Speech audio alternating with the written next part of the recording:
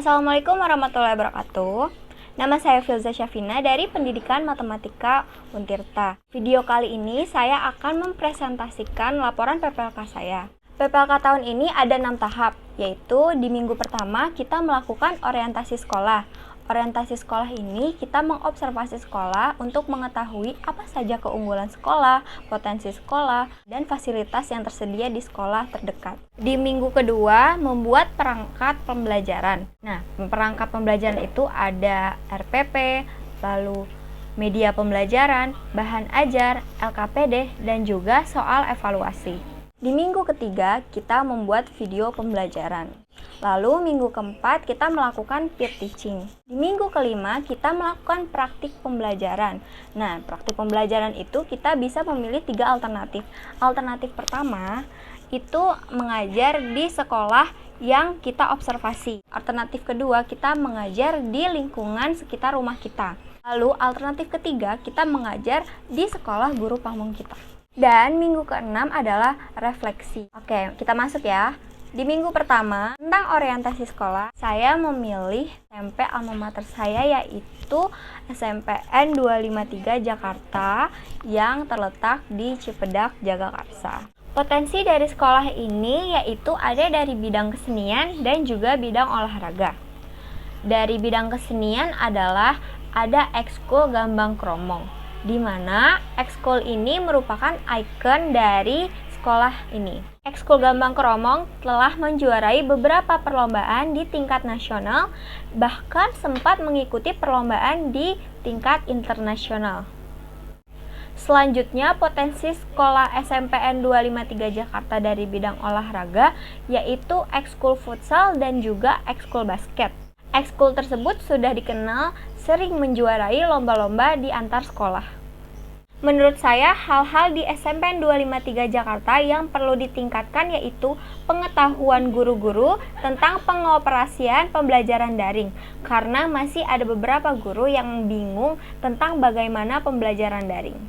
Saran-saran peningkatan mutu sekolah ini menurut saya dengan terus mengembangkan minat dan bakat siswa bukan hanya di bidang akademik tetapi juga di bidang non-akademik, sehingga siswa bisa memberikan prestasi untuk sekolah dan secara otomatis mutu sekolah akan meningkat.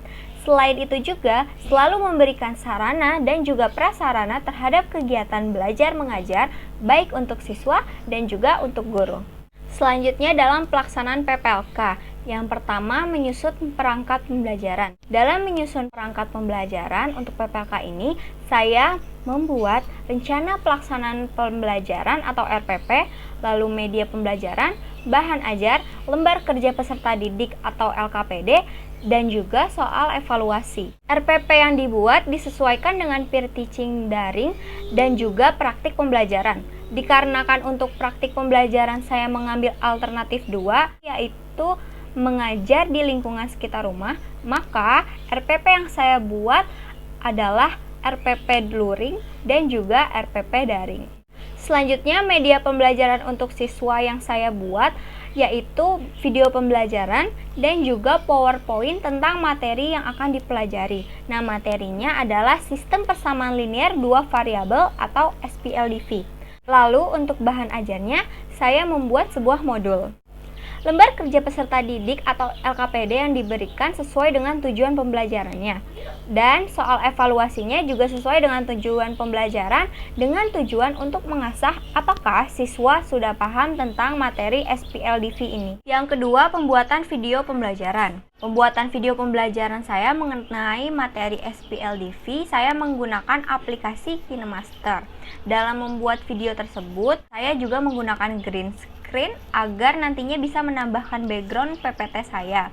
Penyampaian materinya saya sesuaikan untuk tidak terlalu monoton agar siswa yang menonton video pembelajaran tersebut tidak bosan serta mengerti tentang materi yang saya sampaikan. Isi dari video pembelajaran adalah saya menyampaikan mengenai materi yang akan dipelajari, tujuan pembelajaran, materi, memberikan contoh soal, dan juga bagaimana penyelesaiannya. Yang terakhir, rangkuman dari video pembelajaran tersebut.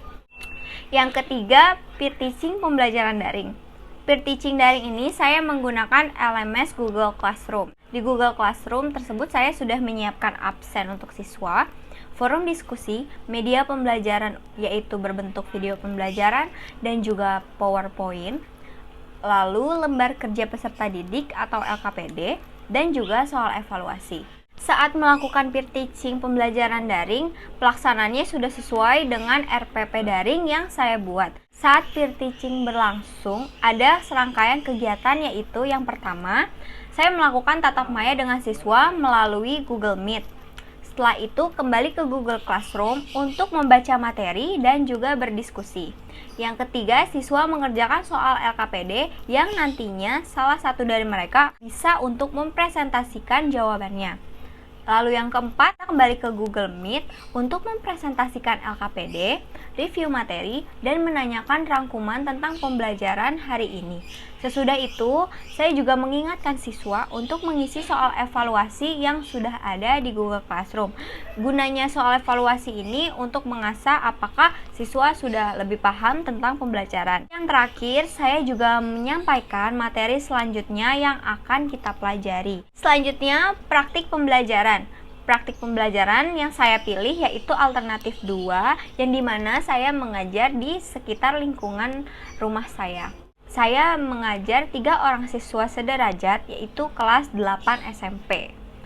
Praktik pembelajarannya dijadikan satu tempat dan juga sudah melalui persetujuan dari orang tua masing-masing siswa. Saat praktik pembelajaran pun, siswa terlihat aktif dan juga antusias menerima pembelajaran. Saat saya meminta untuk mempresentasikan hasil dari LKPD masing-masing siswa, siswa pun mampu mempresentasikannya. Selain itu pula, siswa juga dapat menyimpulkan tentang apa yang dipelajari. Refleksi untuk diri saya sendiri dalam melaksanakan kegiatan PPLK tahun 2020, yaitu harus lebih banyak berlatih berbicara di depan kaca. Karena dalam praktik pembelajarannya, saya masih gugup dan juga sering mengucapkan kata yang berulang seperti kata lalu dan juga kata dan juga sering mengucapkan kata Selain itu, harus belajar lebih rileks lagi dalam menyampaikan materi. Karena setelah saya melihat video praktik pembelajarannya, masih terlihat terburu-buru dalam menyampaikan materinya. Selanjutnya, harus lebih sering banyak baca mengenai penyusunan RPP secara daring dan juga secara luring. Karena saat penyusunannya, saya masih merasa bingung rencana pembelajaran yang akan saya ajarkan. Yang terakhir, dalam pembuatan video pembelajaran pun sama seperti saat praktik pembelajaran, masih sangat terlihat gugup saat menyampaikan materi pembelajaran. Maka dari itu, saya harus sering-sering berlatih untuk menyampaikan sesuatu terkhusus tentang pembelajaran. Sarannya adalah yaitu untuk terus berlatih dalam berbicara dan juga untuk terus belajar bagaimana mengajar secara daring. Selain itu, terus memberi inovasi saat mengajar agar siswa tidak merasa bosan dan sulit dalam belajar matematika. Demikian isi presentasi laporan PPLK saya kali ini. Kurang lebihnya mohon maaf. Wabillahi taufik wal hidayah. Wassalamualaikum warahmatullahi wabarakatuh. Sampai jumpa.